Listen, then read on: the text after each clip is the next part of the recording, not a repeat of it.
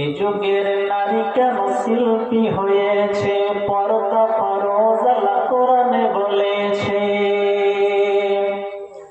বলার আওয়াজটাও পর্দা করো, বলার আওয়াজটাও পর্দা করো, না হলে জাহান্নামে চলেই যাবে।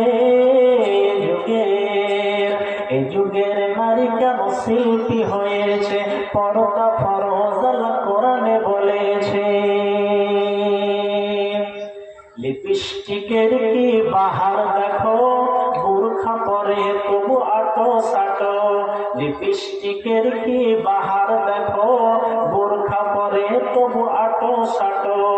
ইউটিউব দেখো তার ভিউটা কত, মধুর বাণী আছে কোরআনে কত।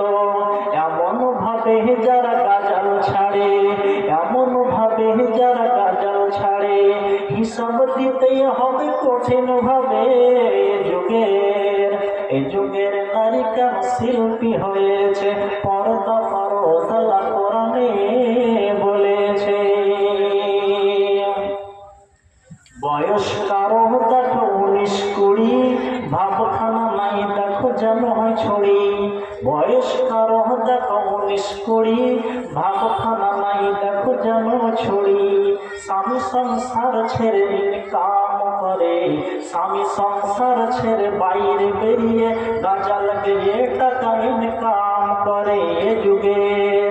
এই যুগের নারী কেন শিল্পী হয়েছে? পর্দা ফরজ আল্লাহ কোরআনে বলেছে।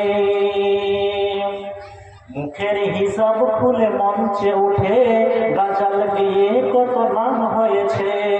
মুখের হিসাব খুলে মঞ্চে উঠে গাজাল গিয়ে কত নাম হয়েছে। এ নামের দাম নাই আল্লাহর কাছে, তাই তো আল্লাহ পর্দা ফরজ করেছে। এই যুগের নারী কেন শিল্পী হয়েছে? এই যুগের নারী কেন শিল্পী হয়েছে? পর্দা ফরজ আল্লাহ কোরআনে বলেছে।